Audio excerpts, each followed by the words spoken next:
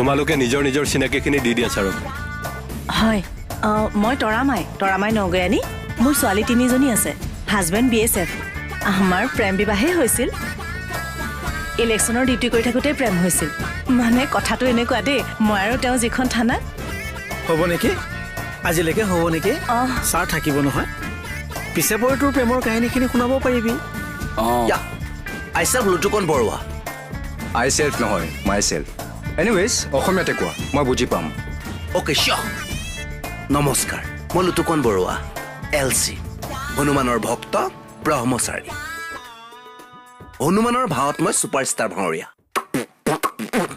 বাবা normal music মাৰিব নালাগে। বাকীখিনিকো অসুবিধাটো দে, কওক অকণমান। মই কমল ঠাকুৰীয়া ছাৰ, হোমগাৰ্ড। তোমাৰ কথা প্ৰীতম ছাৰে মোক কৈছে। Thank U sir. বীৰ, তোমাৰ ইণ্ট্ৰডাকশ্যনটো দিয়া। হ'ব ছাৰ। নমস্কাৰ ছাৰ, মই বীৰ বিক্ৰম। যদিও বীৰ, সি কিন্তু যুদ্ধলৈ যোৱা আজিলৈকে দেখা নাই আমি। লুটু বাবাই তাক ক'ব দে।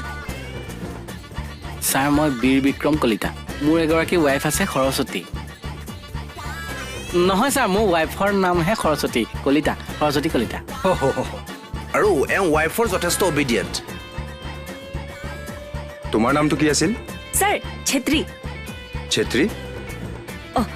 Esha Chhetri sir. Richa Chhetri sir, Richa Chhetri. Sorry sir, Richa Chhetri. Okay.